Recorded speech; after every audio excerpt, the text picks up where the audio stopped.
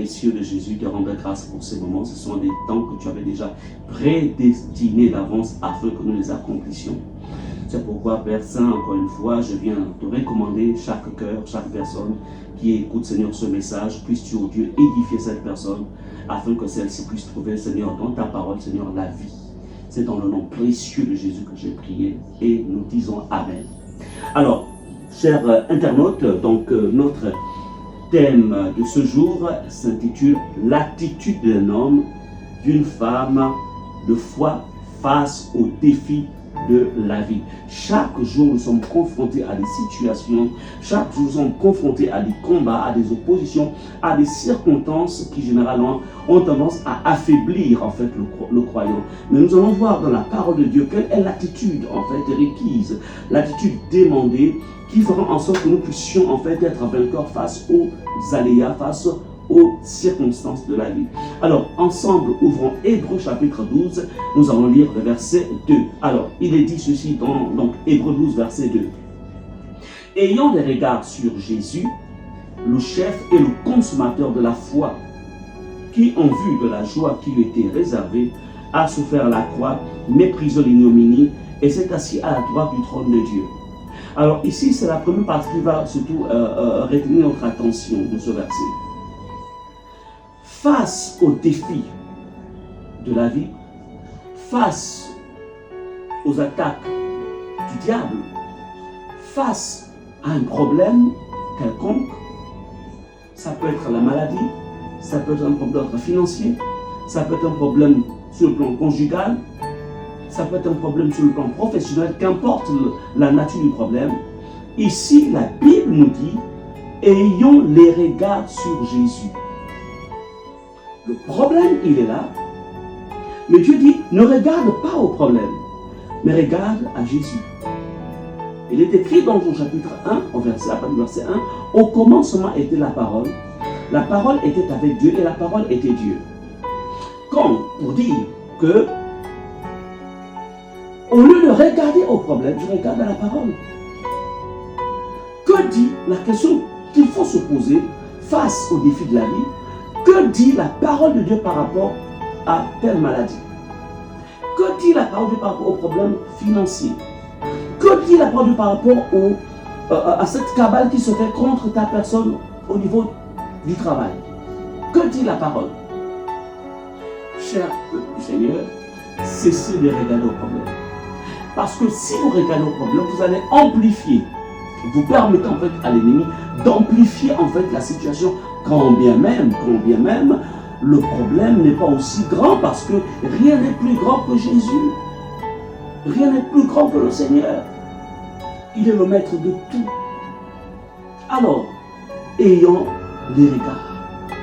Cherchez la Bible, le passage de la Bible qui peut en fait répondre au problème. Par exemple, un problème de maladie. Qu'il est écrit dans Ésaïe chapitre 53 que Jésus, en fait, c'est de nos douleurs qui s'est chargé. Lui, rejeté de tous. La Bible nous dit, toujours dans Ésaïe 53, que par ses meurtrissures, nous avons été guéris. Donc, dis à la maladie, à cette maladie, par les meurtrissures de Jésus, j'ai été guéri. Alors, tu n'as plus de place dans mon corps. Problème financier. Il est écrit dans la parole de Dieu que Christ s'est fait pauvre afin de m'enrichir. Alors, toi, problème financier, je t'ordonne au nom de Jésus, je te dis ceci, que Christ s'est fait pauvre afin de m'enrichir. Donc, vous comprenez que remplissez-vous de la parole.